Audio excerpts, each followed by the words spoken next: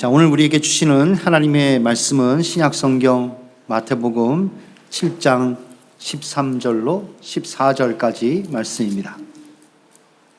제가 한번 봉독하고요. 두 번째 우리 다 같이 읽도록 하겠습니다.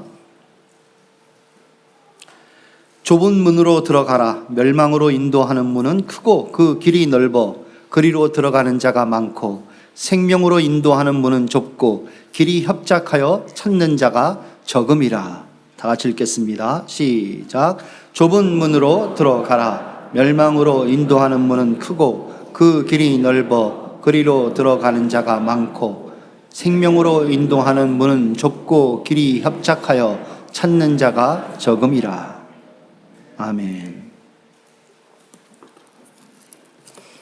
자, 우리 옆에 있는 사람 주 안에서 인사하도록 하겠습니다. 오늘은 샬롬 반갑습니다. 그렇게 인사하겠습니다. 자, 샬롬 반갑습니다. 예. 자, 오늘 날씨가 좀 덥죠? 덥지 않게 또 졸리지 않게 하시기 바랍니다. 졸리신 분은 일어나셔서 예배 드리셔도 괜찮겠습니다. 또 뭐 50견이 왔다, 그래서 나는 뭐 앉아있는 게 너무 불편하다 그러신 분은 저 뒤로 가셔서 막 기지개 피시고 또 운동을 하셔도 괜찮겠습니다. 어쨌든 간에 예배 드리는 데 있어서 여러분들의 마음과 또 정성이 주님께 향할 수 있도록 최선을 다 그렇게 구비하시기 바랍니다. 자, 오늘 말씀의 제목 한번 다 같이 읽어보도록 하겠습니다. 시작. 좁은 문, 좁은 길. 산상수훈 마지막은 세 개의 비유로 끝납니다. 오늘 본문에 좁은 문, 넓은 문의 비유, 그리고 그 다음에 나오는 좋은 나무, 나쁜 나무의 비유, 그리고 세 번째로 반석 위에 지은 집, 모래 위에 지은 집의 비유, 이렇게 세 비유로 끝나게 되는데요, 이 세 비유의 공통된 점은 선택입니다. 두 개의 문, 두 개의 나무, 두 개의 집 중 하나를 선택하면서 살아간다는 것입니다. 우리가 잘 못 느껴서 그렇지 우리의 매일과 매 순간의 삶은 선택의 연속입니다.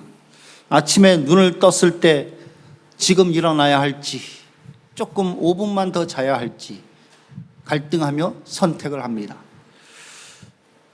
아침을 무엇을 먹을지 우리는 또 선택을 합니다. 시리얼을 먹을지, 포리지를 먹을지, 아니면 국에 밥을 말아 먹을지 선택을 합니다.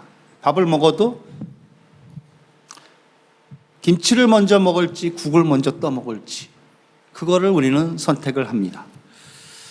양치질을 하고 나서 옷을 입습니다. 무슨 옷을 입고 오늘 나가야 할지를 우리는 선택합니다.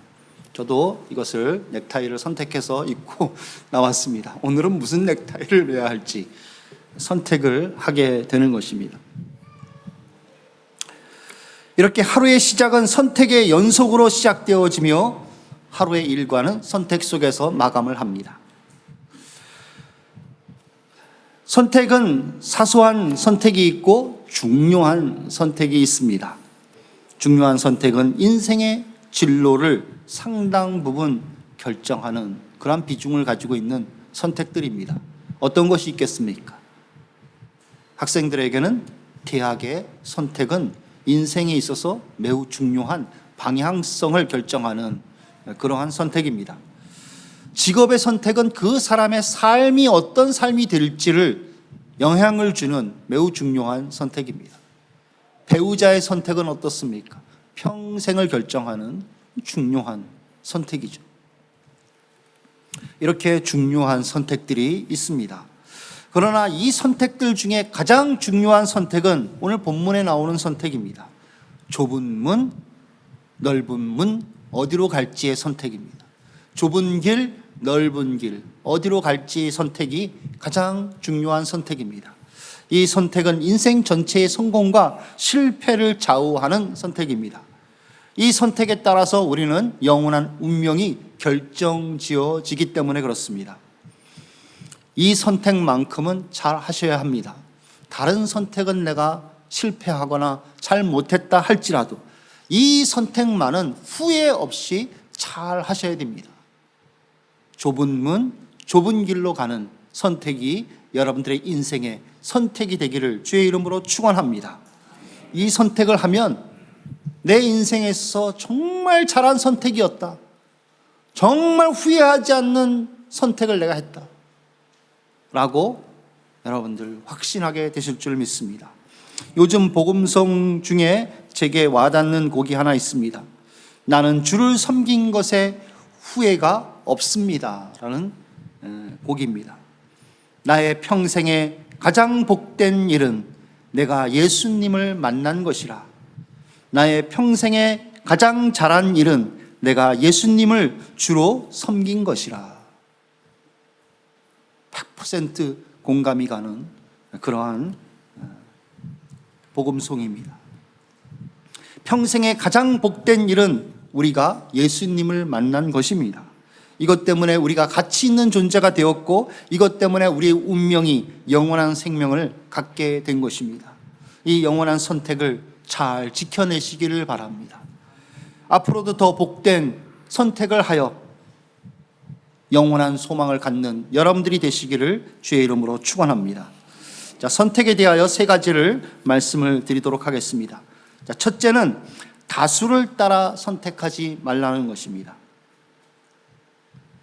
좁은 문과 좁은 길, 그리고 넓은 문과 넓은 길의 포인트는 세상 수많은 사람들의 선택이 틀렸다라는 것입니다. 세상 사람들은 아주 많습니다. 전 세계 인구의 70%가 세상 사람이다라고 우리가 보아도 과언이 아닐 것입니다. 예수님을 믿는 사람은 아주 폭넓게 생각한다면 30%, 적게 생각한다면 15에서 20% 정도, 그 정도밖에 안 됩니다.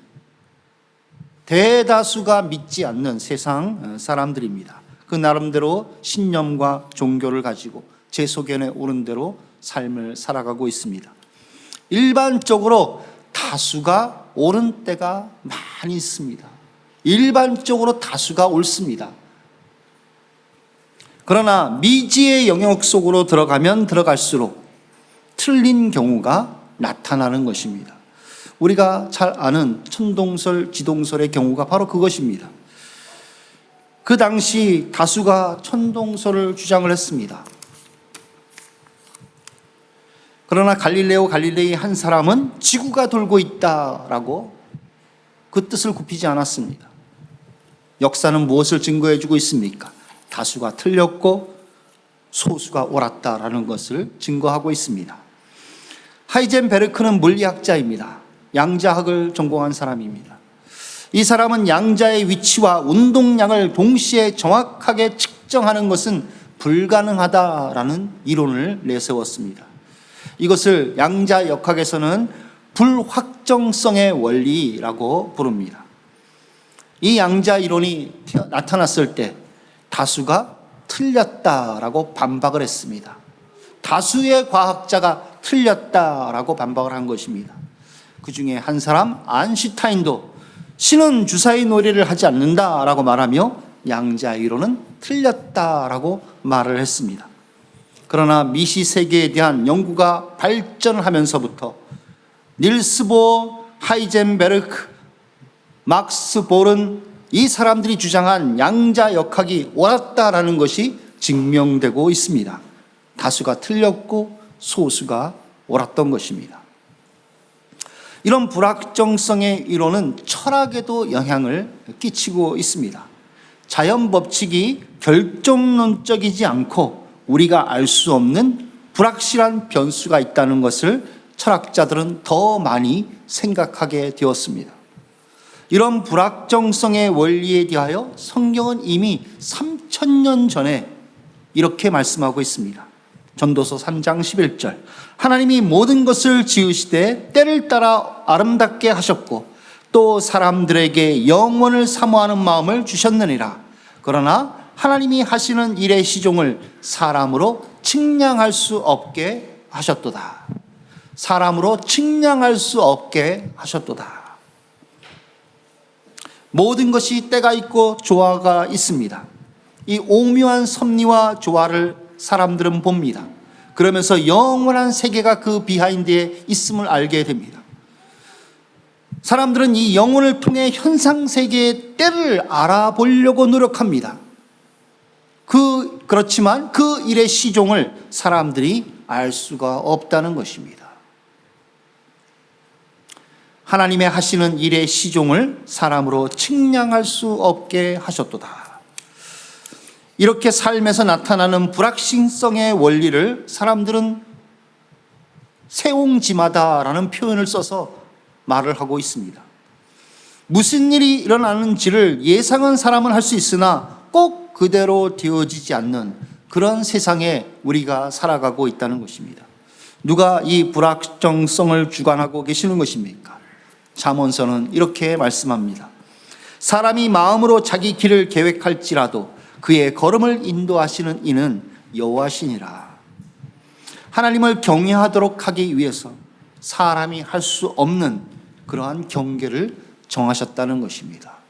그리고 하나님께서 그 세상에 변수를 두셔서 하나님의 뜻을 이루신다는 것입니다.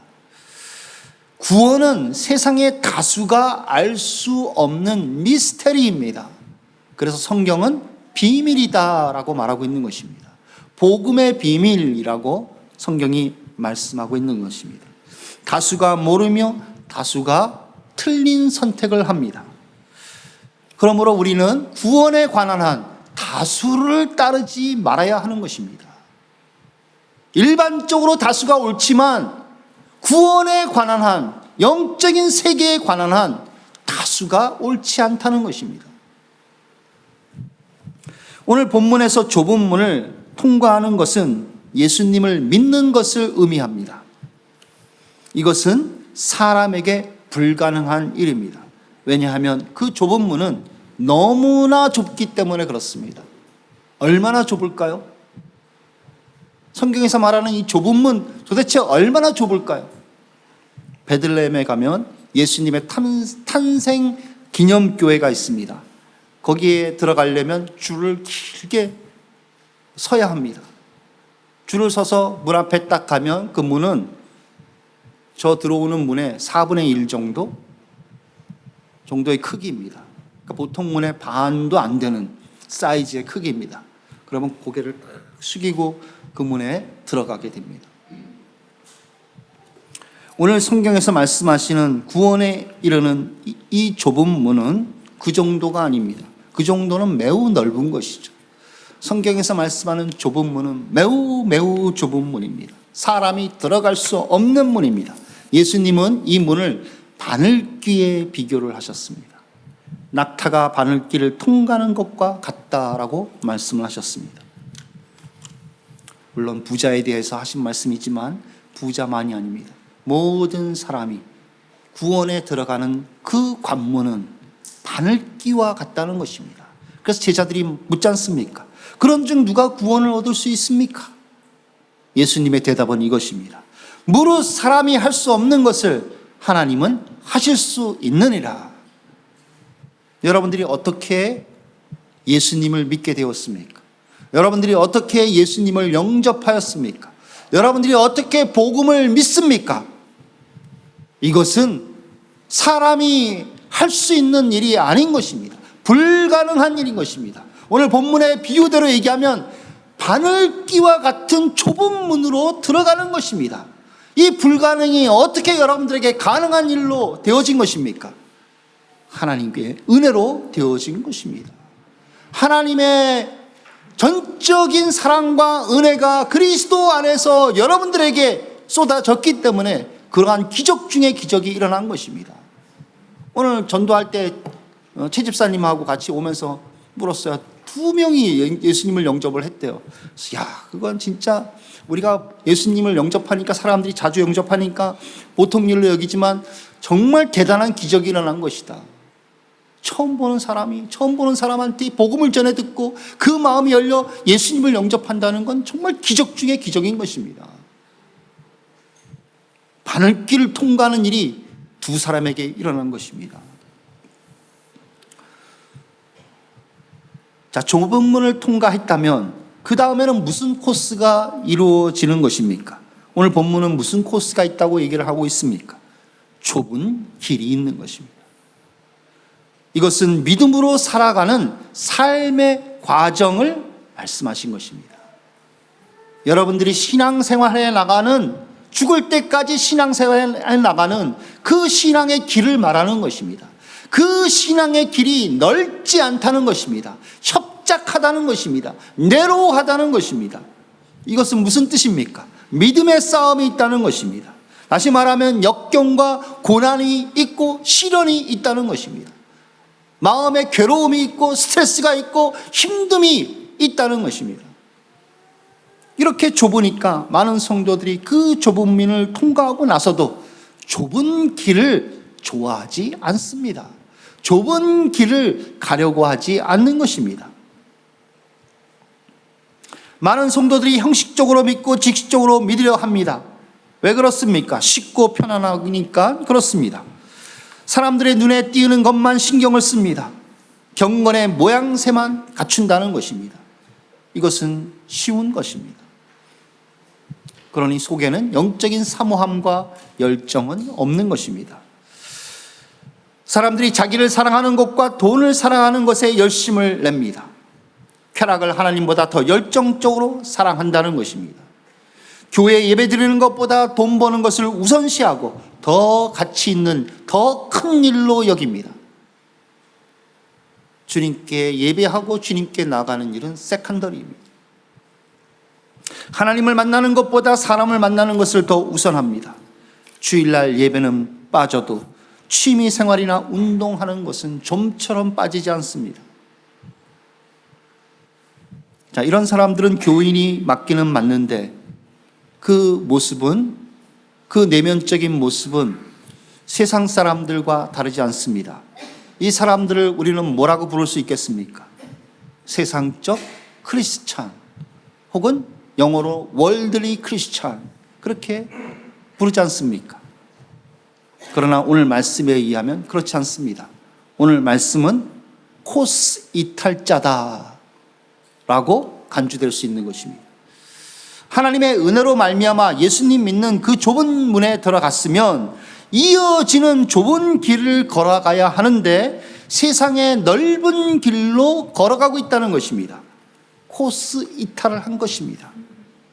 이런 코스 이탈을 하게 되면 도착하게 되는 종착역은 어디일까요? 어디라 생각하십니까? 자신도 모를 거예요. 제가 전도할 때 당신 만약에 오늘 죽는다면 어디 갈 수 있는, 천국 갈 수 있다고 믿느냐? 그럼 대부분 사람들이 비시시 웃어요. 동서양을 막론하고 모르면 다 웃는 것 같습니다. 비시시 웃어요. 자신도 모를 겁니다. 저도 모르겠습니다. 하나님께서 긍휼히 여기신다면 마지막 끝이 달라질 수 있겠지만 분명한 것은 넓은 길로 쭉 가면 그 길은 오늘 성경에 분명히 말씀하기를 그 끝은 멸망이라고 말씀하고 있습니다. 멸망으로 이어지는 길입니다. 하나님의 극적인 은혜로 말미암아 그 마지막의 끝에 돌이키도록, 교차로가 있어 돌이키도록 하신다면 달라질 수 있겠지만 그렇지 않다면 끝은 멸망인 것입니다. 불안한 길을 걸어가시겠습니까? 불안한 길을 선택하시겠습니까? 다수의 성도가 그 길을 걸어간다 할지라도 선택하지 말아야 하는 것입니다. 요즘 교회의 트렌드가 그래요. 요즘 성도들이 다 그래요. 요즘 트렌드가 그래요. 왜 이렇게 꼰대같이 구세요? 라는 생각이 들고 그런 말이 있다 할지라도 성경에서 아닌 것은 아닌 것입니다.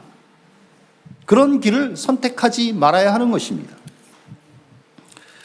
좁은 길을 선택해야 됩니다. 좁은 길을 선택하여 갈 때 장애물이 가로막을 수 있습니다. 이럴 때 힘이 들고 한숨이 나오며 눈물도 날 수 있죠. 답답할 수 있습니다. 그러나 기억하시기 바랍니다. 이것이 여러분들이 좁은 길을 걷고 있다는 산 증거입니다. 여러분들이 좁은 길을 걸어가고 있다는, 옳은 길을 걷고 있다는 산 증거입니다. 그리고 그 길에 여러분 혼자 있지 않습니다. 주님이 함께 하시는 것입니다. 넓어 보이고 좋아 보인다고 보이는 것으로 선택하지 마십시오. 다른 사람들이 다 그 길로 간다고 해서 사람 따라 선택하지 마십시오. 뭐 인생 있어? 인생 뭐가 있어? 행복하면 되는 것이지. 다 행복하고 잘 살자고 믿는 거 아니야. 사람의 말을 따라 선택하지 마십시오. 오직 말씀, 오직 기도로 여러분들의 인생길을 선택하시기를 주의 이름으로 축원합니다. 그 선택은 생명의 선택이 될 것입니다. 그리고 여러분들이 영원토록 정말로 내가 잘 선택한 인생의 길이었다 라고 여러분들이 생각하게 될 줄 믿습니다. 자, 두 번째, 힘쓰라는 것입니다. 힘쓰라. 복음서에서 예수님이 좁은 문이라는 표현을 2번 사용하셨어요. 이 마태복음 7장 오늘 본문의 말씀과 누가복음 13장에서 좁은 문이란 표현을 사용을 하셨습니다. 물론 문이라는 표현이 약간 헬라어로는 다릅니다. 그러나 똑같은 의미입니다. 13장에 보면 어떤 사람이 예수님께 이런 질문을 합니다. 주여, 구원을 받는 자가 적으니까? 그러자 예수님이 이렇게 대답을 하십니다. 좁은 문으로 들어가기를 힘쓰라. 내가 너희에게 이르노니 들어가기를 구하여도 못하는 자가 많으리라. 예수님의 대답은 한마디로 구원받는 사람이 적다는 것입니다. 물론 믿지 않는 다수와 비교해서 구원받는 사람이 적다는 뜻일 수 있습니다. 그러나 예수님의 말씀은 믿는 우리에게 경각심을 불어일으키는 그런 말씀이 있습니다. 천국에 들어가기를 구하여도 못하는 자가 많으리라 라고 하신 말씀입니다. 천국에 들어가기를 구하는 자는 누구를 말하는 것입니까? 천국에 들어가기를 구하는 자, 그 사람들은 대부분 소위 말하는 크리스찬이라는 사람, 크리스찬이라고 스스로 자부하는 그런 사람들입니다. 이 사람들 중에 천국에 들어가지 못하는 사람이 많이 있다라고 주님이 말씀하셨습니다. 그 정도로 구원받는 사람은 적다는 것입니다. 그래서 좁은 문으로 들어가기를 힘쓰라라고 말씀하신 것입니다. 자, 힘쓰라라는 말씀을 생각해 보기 전에 잠깐 좁은 문에 대하여 비교해서 생각을 해보도록 하겠습니다. 마태복음 7장 우리가 생각해 본 본문에서 좁은 문은 좁은 길로 연결되어 있습니다. 그래서 좁은 문을 지나면 좁은 길을 지나서 생명의 길로 들어가는 것입니다. 그러나 오늘 이 누가복음 13장에서는 좁은 문 다음에 길이 없어요. 좁은 문은 바로 천국으로 직결되어 있습니다. 좁은 문을 열고 들어가는 것이 바로 천국으로 들어가는 거예요. 비유가 다르다는 것이죠. 왜 다르냐? 누가복음 13장에서 이 좁은 문은 마태복음에서 얘기하는 좁은 문, 좁은 길, 생명, 그것을 함축적으로 압축해서 하신 말씀인 것입니다. 여러분, 구원에 대해서 생각을 해보세요. 구원을 우리가 세 가지 시제로 말할 수 있지 않습니까? 과거의 구원, 현재의 구원, 미래의 구원. 예수님 믿었던 때 예수님을 믿고 신앙생활하는 것, 또 앞으로 가서 부활할 영생의 삶. 과거 구원, 현재 구원, 미래 구원, 이렇게 세 가지로 나누어서 얘기할 수 있지만 우리는 다 구원이라는 한마디로 함축해서 얘기할 수 있는 것입니다. 그것처럼 이 마태복음에서는 7장에서는 좁은 문, 좁은 길, 생명 이렇게 나눠서 얘기를 했지만 이 누가복음에서는 좁은 문으로만 다 통합해서 말씀하고 있는 것입니다. 자, 이렇게 볼 때 누가복음 13장에서 좁은 문에 들어가기를 힘쓰라라고 말씀하신 것은 예수님을 믿는다면 현재 믿음으로 사는 그 삶에 힘을 쓰라는 것입니다. 은혜 받는 일에 힘을 쓰고 그 은혜를 받아서 천국의 가치를 가지고 삶을 살아내는 삶을 살라는 것입니다. 세상 사람들이 쳐다보지도 않는 그 삶의 길을 좁고 협착하지만 가라는 것입니다. 그것을 주님이 오늘 말씀하고 있습니다. 힘쓰라 라는 말을 사용하셨는데 이것은 아고니조마이라는 단어를 쓰신 것입니다. 아고니조마이라는 단어는 경기나 전쟁에서 싸울 때 힘쓰라라는 뉘앙스가 담겨 있는 표현입니다.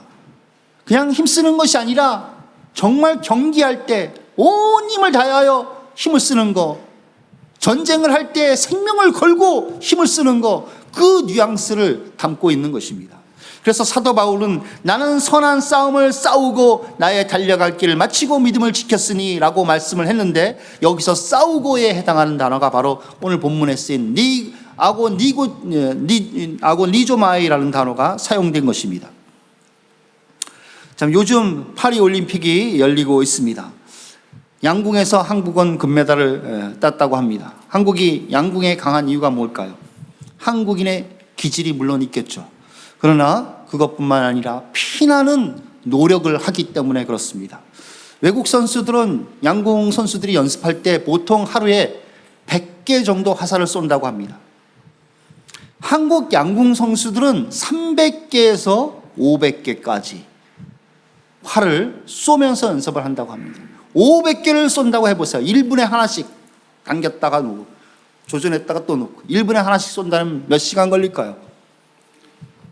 60분으로 계산하면 8시간이 넘는 거죠. 아침 9시부터 5시까지 이렇게 하는 거예요. 계속 1분 간격으로. 그런데 올림픽 경기 전에는 더욱더 집중적으로 연습을 하는데 1000개를 쏜다고 합니다. 1000개. 1000개를 쏘면 몇 시간을 쏘는 겁니까? 18시간 정도를 계속 하루 종일 아침부터 일어나서 계속 밥 먹는 거 외에는 다 화살을 쏘는 것입니다. 잠잘 때까지. 야간에는 서치라이트를 켜놓고 쏘기도 하고, 담력과 침착성을 키우기 위하여 공동묘지에 가서 촛불을 켜놓고 쏜다는 그 일화가 있지 않습니까? 해병대도 아니고 공동묘지에 가서 밤에 이러고 쏘는 거예요. 이렇게 피나는 노력을 하기 때문에 금메달을 따게 되는 것입니다. 이렇게 경기의 면류관을 얻기 위해 힘을 쓰듯이 좁은 문에 들어가기를 힘을 쓰라, 아고니조마이, 이런 말을 쓰신 것입니다. 아이들이 좋은 대학, 좋은 회사에 들어가기 위하여 어려서부터 얼마나 애를 씁니까? 11 플러스부터 시작해가지고 얼마나 애를 씁니까? 과외를 공부하며. 물론 부모들도 애를 쓰죠. 함께 애를 쓰는 겁니다. 그래서 더 좋은 대학, 더 좋은 회사에 들어가게 되는 것이죠. 이와 같이 더 좋은 천국의 상을 위하여 좁은 문에 들어가기를 힘쓰라는 것입니다. 요즘 북한 외교관 출신들의 고위층들이 탈북을 하고 있습니다. 최근에 쿠바 주재 북한 참사 이일규 씨가 탈북하여 망명하였습니다. 한국으로 가겠다는 결단을 한 것은 모든 것을 다 걸었다는 것입니다. 생명을 걸었고 가족의 생명까지 다 걸은 것입니다. 이런 각오로 망명한 것입니다. 만약에 망명하려는 따가 걸리면 기부스에서 북한으로 끌려간다고 합니다. 왜 기부스를 할까요? 지하실로 데려가서 해머로 이 정갱이 뼈를 다 부서뜨린답니다. 그래서 기부스를 해요. 그래서 꼼짝 못하게 해서 끌고 간답니다. 비행기 태워서.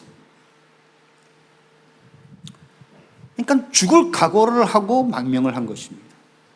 그는 망명하기 당일까지도 가족들에게 알리지 않았습니다. 부인에게도 알리지 않았어요.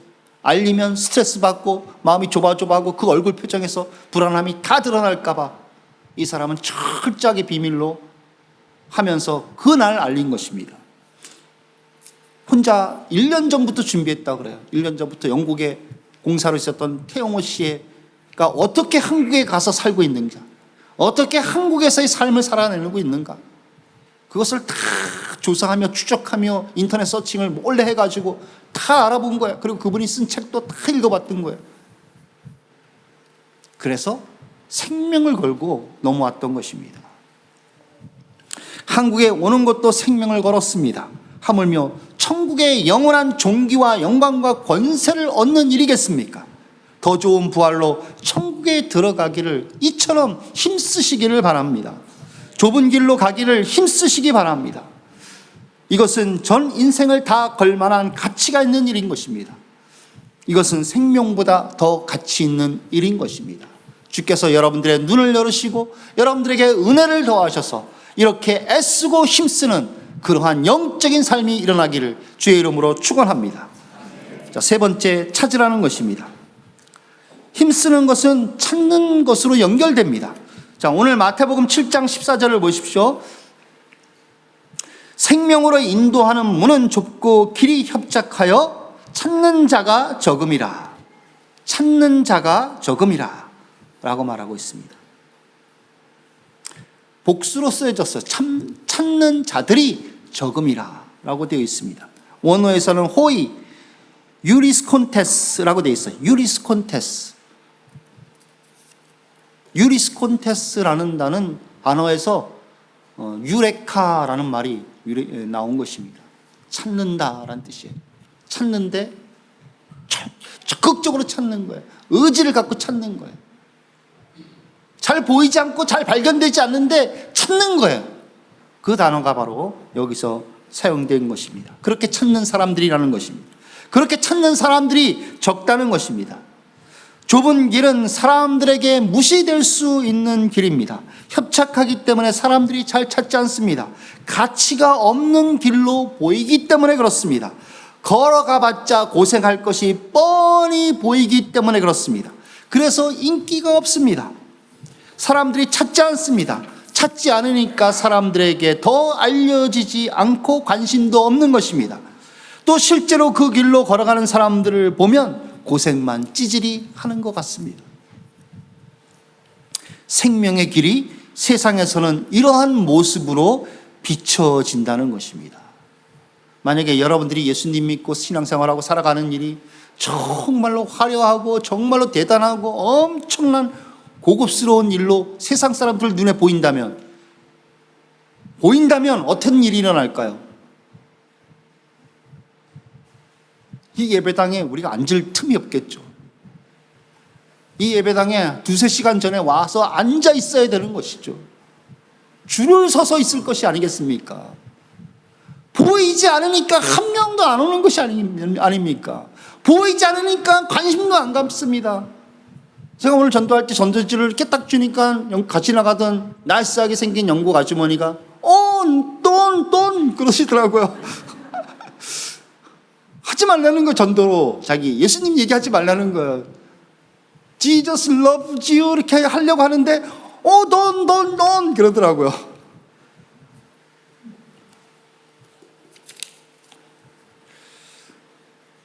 생명의 길은 세상 사람들에게 초라한 모습으로 비춰집니다. 세상의 가치관으로 보면 무가치하고 고생하는 나쁜 길로만 보이는 것입니다. 잘못 들어서서 그냥 개고생하는 찌질이 힘들어하는 그러한 길로 보이게 된다는 것입니다. 헛된 일로 보인다는 것입니다. 이 좁은 길은 찾는 자만 찾게 됩니다. 찾는 자는 그 가치를 아는 사람입니다. 또 찾는 자에게는 그 길의 가치가 보여지는 것입니다. 그래서 찾으라라고 말씀하시는 것입니다. 세상의 눈으로 보이지 않는 좁은 길의 가치를 찾으시기 바랍니다. 그러면 주께서 여러분들에게 찾게 하실 것입니다. 보이지 않아도 보이게 하실 것입니다. 또 그 길이 막혀 있어도 주께서 그 길을 열어주실 것입니다. 그래서 보이도록 하실 것입니다. 상황과 환경 속에서 그 길을 걸어가도록 열어주실 것입니다. 쉬운 길을 찾지 마시고 어려워 보이는 길을 찾으세요. 반드시 그런 것은 아닙니다. 좁은 길이 꼭 쉬워 보이는, 어려워 보이는 길만은 아닙니다. 넓은 길이 꼭 쉬운 길만은 아니에요. 그러나 일반적으로 쉬운 길을 찾지 말고 어려워 보이는 길을 찾으면 대부분 90%는 맞는 것입니다. 예를 들어서 말씀드리겠습니다. 내 유익을 구하는 것은 쉬운 것입니다. 그러나 남의 유익을 구하는 것은 어려운 것입니다. 무엇이 넓은 길이고 무엇이 좁은 길입니까? 시간이 되면 교회 가는 것은 쉬운 일입니다. 그러나 바쁘지만 예배를 우선하여 예배를 먼저 드리는 것은 쉽지 않은 어려운 일입니다. 거기에 내 직장이 걸려 있고 거기에 내 생계가 걸려 있다면 여러분 그게 쉬운 일이겠습니까? 어려운 일입니다. 그러나 무엇이 좁은 길이며 무엇이 넓은 길인 것입니까? 생각하시기 바랍니다. 나에게 상처를 주는 사람을 끊어버리는 것은 쉬운 것입니다. 많은 세상 사람들이 끊어버려요. 많은 세상 사람들이 아니면 휙 돌아서요.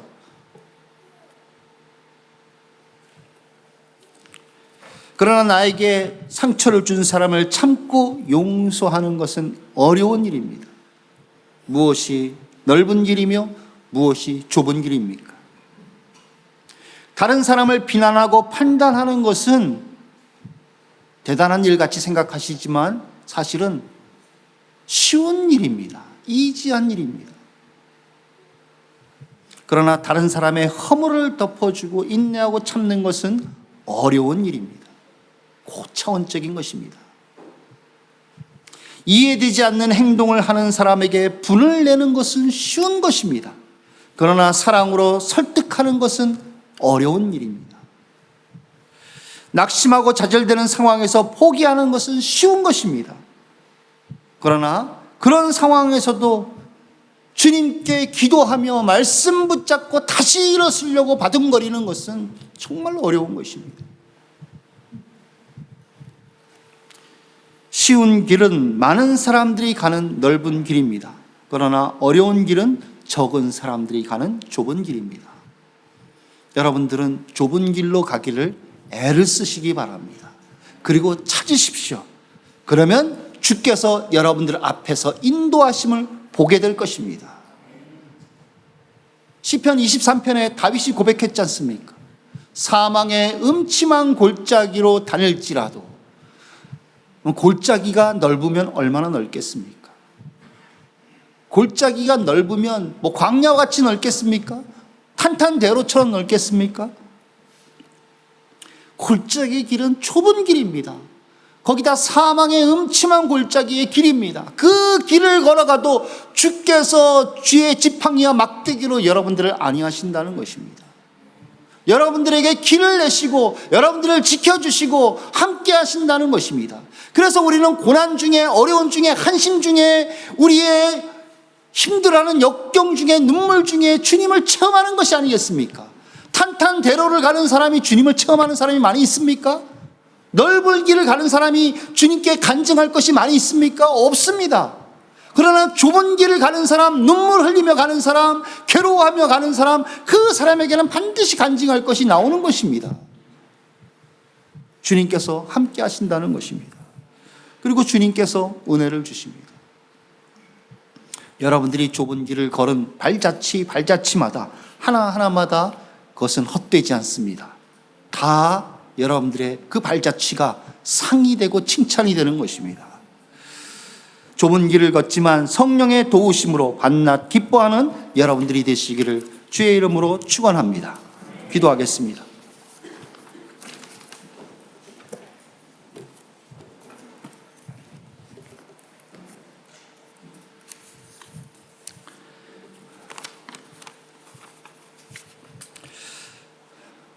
주님께서 우리를 좁은 문을 통과하게 하셨습니다. 사람으로 할 수 없는 일이 우리 속에서 일어났습니다. 오 주님, 그 복음의 은혜를 다시 붙잡게 도와주옵소서. 주님의 그 사랑과 그 은혜를 다시 깨달아 알게 하옵소서. 그리고 이제는 코스대로 걷게 도와주옵소서. 좁은 문을 지났으니 좁은 길을 걸어가게 도와주옵소서. 그러나 주님, 보지 못합니다. 알지 못합니다. 눈을 열어 보게 하시고 찾게 도와주시옵소서. 찾을 때 애를 쓰고 힘을 쓸 때 주의 성령님 도와주시옵소서. 그래서 좁은 길을 걸어가도 밤낮 기뻐하며 걸어가게 하여 주시고 평생 내가 후회하지 않는 길을 걷고 있다는 확신을 갖게 하여 주옵소서. 우리 합심으로 함께 기도하도록 하겠습니다. 하나님 아버지 은혜를 감사합니다. 주님, 우리를 주께서 좁은 문을 통과하게 하셨습니다. 사람이 할 수 없는 일을 우리에게 이루셨습니다. 하나님께서 우리를 사랑하시고 우리를 아시고 그리스도 안에서 우리를 거듭나게 하시고 우리를 영원한 천국의 길로 걸어갈 수 있도록 하나님께서 우리를 만드셨어요. 주님이여 우리의 눈을 열어주시고 이제는 그 좁은 길로 걸어갈 수 있도록 도와주시옵소서. 우리의 눈이 자꾸 탕탕대로 저 넓은 길을 향합니다. 세상 사람들, 많은 사람들이 걸어가는 길을 따라가려고 합니다. 사람을 따라가는 사람의 마음을 굴려고 할 때 주님이여 말씀으로 깨닫게 하시고 기도로 깨닫게 하여 주시고 우리를 하나님 아버지 긍휼히 여기주셔서 흔들어 주셔서 깨닫게 하여 주시옵소서. 하나님 아버지 그런 말미암아 좁은 길을 걸어가고 하나님 아버지 눈을 열어보게 하여 주셔서 하나님 아버지 찾게 하여 주시고 애쓰게 하여 주시고 그 일에 주님이 함께 하심을 알게 하여 주시고 은혜를 얻게 하여 주시고 힘을 얻게 도와주시옵소서. 이 길을 걸어갈 수 있도록 도와주시되 기쁨으로 걸어갈 수 있도록 도와주시옵소서. 성령의 충만함으로 걸어갈 수 있도록 하나님이여 도와주시옵소서. 그러면 우리 인생 가운데 정말 후회하지 않는 최고의 선택을 했다고 고백하며 또 영원토록 우리가 찬송하며 감사할 수 있는 그 길을 걸어갈 수 있도록 도와주옵소서. 주님께서 우리에게 주시는 그 칭찬과 영광과 좋은 길을 바라보며 소망하며 걸어갈 수 있도록 하나님 도와주시옵소서. 하나님 아버지 이 길을 걸어가는 것에 있어서 확신을 갖게 하여 주시고 우리가 옳은 길을 걷고 있음을 알게 하여 주시고 더욱더 인카르팅해 주시며 우리를 붙잡아 주옵소서. 눈물과 역경과 어려움과 고난 속에서 지쳐 쓰러질 때 주님 우리 숨을 들이시고 우리를 일으켜 세워주시며 다시 목소리가 빗어나온 것 같이 다시 걸음질을 하는 것이 아니라 뛰어가듯이 걸어갈 수 있도록 하나님 이 길을 걷게 하여 주시옵소서.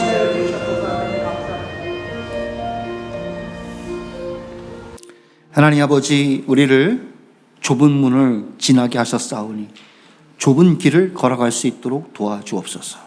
그 길이 정말 가치 있는 길인 것을 깨닫는 눈을 주시고 찾게 도와주옵소서. 찾고 애쓰게 도와주시옵소서. 그럴 때 주님께서 성령으로 감화하시며 말씀으로 인도하여 주시며 기도로 우리를 이끌어 주시옵소서. 그런 말미암아 우리가 후회하지 않는 인생을 살아내도록 도와주시옵소서. 영원 무궁토록 주님을 찬송하며 정말 주님의 은혜로 그때 바른 선택을 하며 살았노라고 고백할 수 있도록 우리의 삶을 이끌어 주시옵소서. 예수님의 이름으로 기도드리옵나이다. 아멘.